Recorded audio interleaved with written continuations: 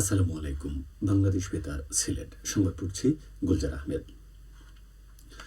পবিত্র ঈদুল আজহা উপলক্ষে ঘরমুখী মানুষের জন্য আজ থেকে অগ্রিম টিকিট বিক্রি শুরু করেছে বাংলাদেশ রেলওয়ে। এবারের এই যাত্রায় সব টিকিট শতভাগ অনলাইনের মাধ্যমে বিক্রি করা হবে।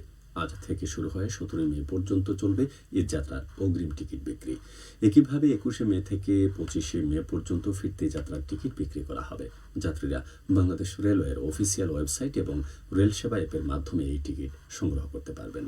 নির্ধারিত ওয়েবসাইট এবং অ্যাপ ছাড়া অন্য কোনো ব্যক্তি, প্রতিষ্ঠান বা ফেসবুক থেকে টিকিট কেনাবেচা করা সম্পূর্ণ নিষিদ্ধ।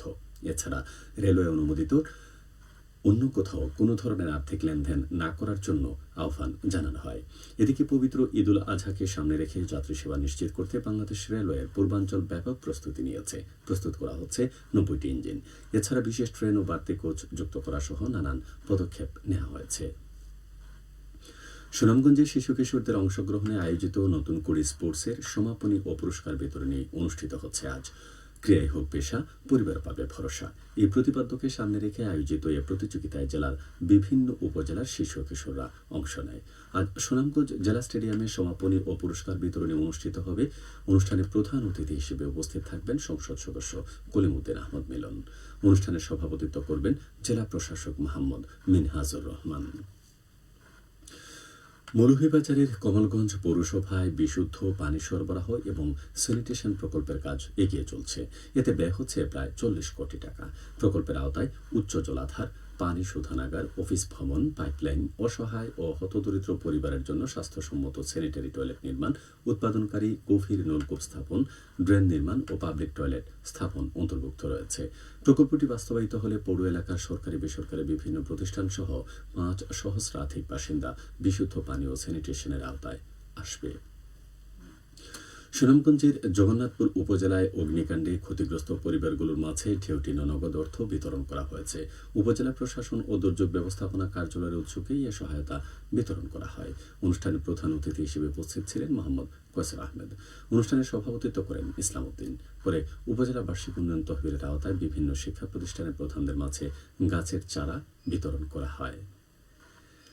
হামরোগ প্রতিরোধে সচেতনতা বৃদ্ধির লক্ষ্যে বাংলাদেশ মহিলা পরিষদ সুনামগঞ্জ জেলার উদ্যোগে এক সচেতনতামূলক সভা অনুষ্ঠিত হয়েছে। আজ সকালে তৃণমূল নারীদের অংশগ্রহণে এ সভা অনুষ্ঠিত হয়। সভায় সভাপতিত্ব করেন সুরমা বেগম। তিনি শিশুদের হাম প্রতিরোধে সময়মতো টিকা গ্রহণের গুরুত্ব তুলে ধরেন এবং সবাইকে টিকাদানে উদ্বুদ্ধ করেন। খেলার খবর। ফুটবল। হবিগঞ্জ জেলা প্রশাসনের উদ্যোগে আয়োজিত প্রাথমিক বিদ্যালয় গোল্ড কাপ ফুটবল টুর্নামেন্ট শুরু হয়েছে। শহরের জালাল স্টেডিয়ামে বেলুন উড়িয়ে টুর্নামেন্টের উদ্বোধন করেন হবিগঞ্জের জেলা প্রশাসক ও বিজ্ঞ জেলা ম্যাজিস্ট্রেট ডক্টর জি.এম. সরফরাজ। এ নিয়ে শুনুন আমাদের হবিগঞ্জ প্রতিনিধির পাঠানো একটি বিশেষ প্রতিবেদন।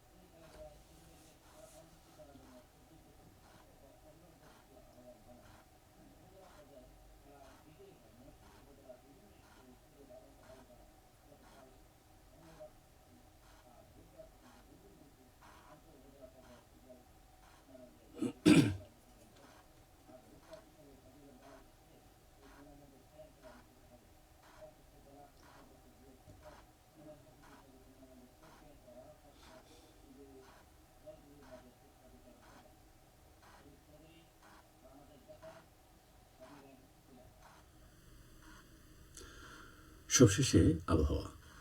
সন্ধ্যা 6টা পর্যন্ত পূর্বাভাসে বলা হয়েছে সিলেট ও পার্শ্ববর্তী এলাকায় পশ্চিম উত্তর পশ্চিম দিক থেকে অস্থায়ীভাবে ঘন্টায় সর্বোচ্চ 60 কিলোমিটার বেগে ঝড়ো হাওয়া বয়ে যেতে পারে। সেই সঙ্গে হতে পারে বৃষ্টি অথবা বজ্রসহ বৃষ্টিপাত।